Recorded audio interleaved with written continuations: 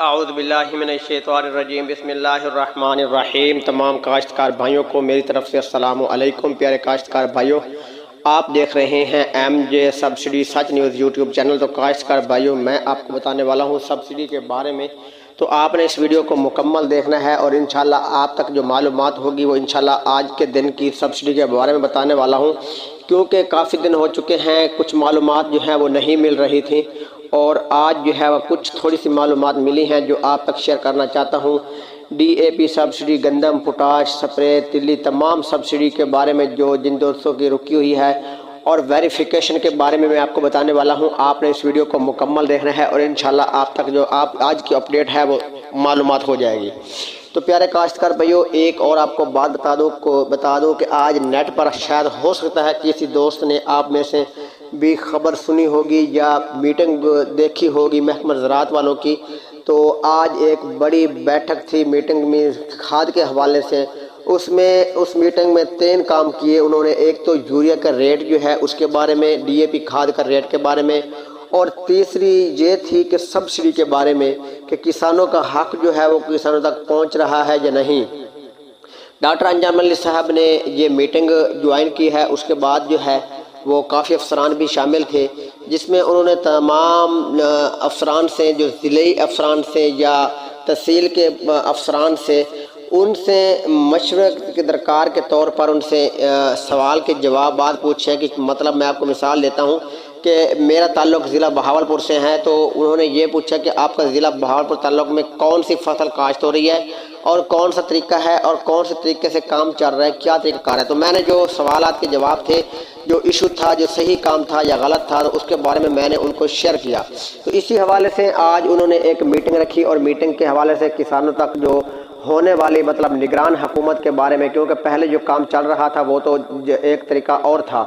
اب جو ہے جب حکومت ختم ہوئی ہے تو اس کے بعد جانے کے بعد جو ہے اب نگران حکومت آئی ہے، تو اس کے بعد انہوں نے آج ایک اجلاس منعقد کیا ہے۔ تو اس اجلاس میں یہ بھی بات ہوئی ہے کہ سبسڈی کے حوالے سے کسانوں تک کیا رقم پہنچ رہی ہے یا نہیں۔ تو اس میں کچھ دوستوں نے، کچھ مطلب صاحبان نے اپنا رائے کا اظہار کیا کہ تقریباً 70% جو ہے وہ کسانوں تک سبسڈی کی رقم جو ہے وہ نہیں پہنچ رہی۔ وہ اس طرح یہ نہیں پہنچ رہی کہ کسانوں کا حق جو ہے وہ، کافی دوست کاشتکار بھائی ایسے ہیں جن کو کچھ معلومات نہیں ہے کہ کوپن کیسے سینڈ کرنا ہے، کیا ہونا ہے، کیا نہیں ہونا۔ انہوں نے 70% مطلب صاحبان نے یہ جواب دیا کہ سر سبسڈی ان لوگوں تک پہنچ رہی ہے جن کو مطلب پہلے بھی ان کے پاس پیسہ ہے۔ مطلب مثال میں دیتا ہوں کہ میری کھاد کی دکان ہے اور مجھے سبسڈی کی تمام معلومات ہے، میں اپنی ایمانداری یا بے ایمانی کے ساتھ جو ہے وہ اپنا کام کر رہا ہوں، کوپن نکال لیتا ہوں، مجھے تو معلوم ہے، جو لینے کے لیے آتا ہے اس کو کچھ معلومات نہیں ہوتی۔ تو انہوں نے یہ جواب دیا کہ جو خاص طور پر جو غریب طبقہ ہے اس تک ان کا حق جو ہے وہ نہیں پہنچ رہا، اور ان تک پہنچانے کے لیے کون سا طریقہ اختیار کیا جائے، یہ بھی آج ان کی بیٹھک تھی۔ اور دوسری بات یہ ہوئی ہے کہ یہ جو دوست پرانی سبسڈی کے بارے میں بات ہوئی تھی ویریفیکیشن والی، انہوں نے سوال کیا کہ کیا یہ جو پہلے حکومت نے ویریفیکیشن والا کام کیا تھا، مطلب کاشتکار بھائی جو ہیں، مطلب فیلڈ اسسٹنٹ صاحب جو ہیں وہ تصدیق کرتے تھے، تصدیق کرنے کے بعد جو ہے کیا ان تک سبسڈی کی رقم جو ہے وہ پہنچ جاتی تھی، کیا یہ شیڈول ٹھیک تھا؟ تو ایک صاحب نے جواب دیا کہ سر جو فیلڈ اسسٹنٹ صاحب ویریفیکیشن جب کرتے تھے تو زمین کے فرد وغیرہ یہ وہ تمام لیتے تھے، لیکن اس میں بھی ذمہ دار ایک ایسا تھا جو سب سے بڑا تھا، جس کو معلومات تھی۔ تو اس کے حوالے سے ان لوگوں کو معلومات تھی کہ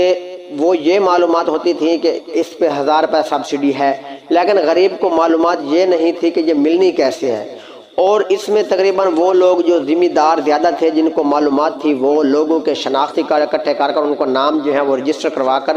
وہ کوپن سینڈ کر لیتے، پھر جب وہ سبسڈی آتی ان کا انگوٹھا لگا کر سبسڈی کی رقم جو ہے وہ حاصل کر لیتے۔ تو اس طرح بھی انہوں نے جواب دیا، اور انہوں نے یہ جواب دیا کہ اس کا کیا حل ہے۔ تو اس میں تقریباً میرے خیال کے مطابق 80% جو ہے وہ تمام صاحبان نے یہ بات کا اظہار کیا کہ سر اس کی قیمت جو ہے وہ کم کی جائے، اور قیمت جب کم ہوگی تو تمام کسانوں تک سبسڈی کی رقم جو ہے وہ مل جائے گی۔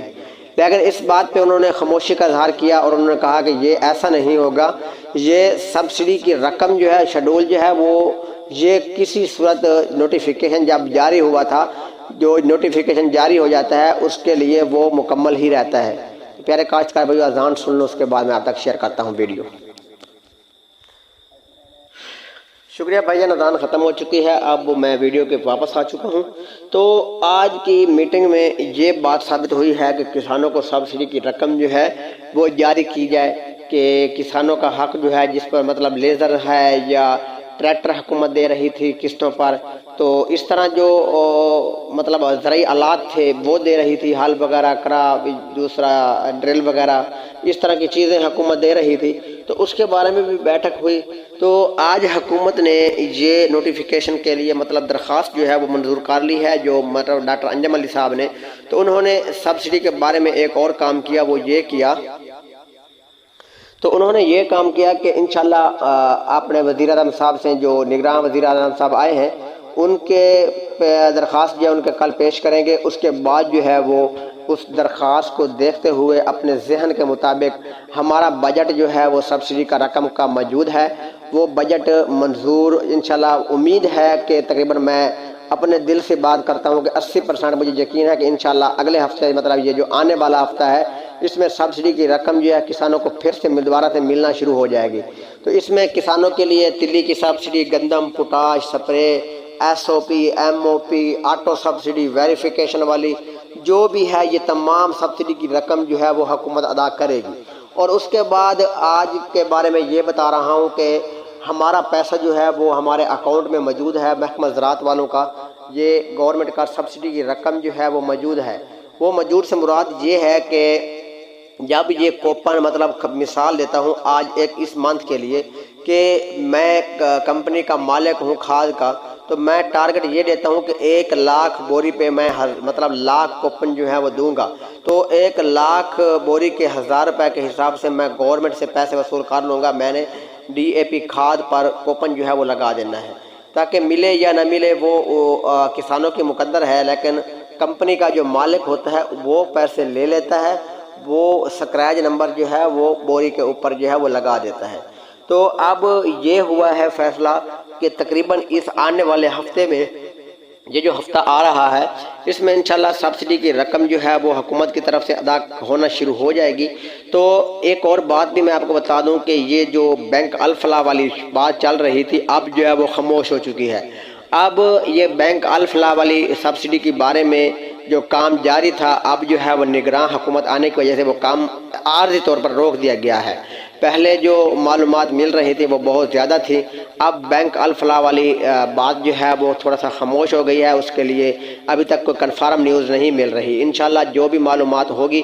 تو کافی دن ہو چکے ہیں میں نے ویڈیو نہیں لگائی، اگر کوئی دوست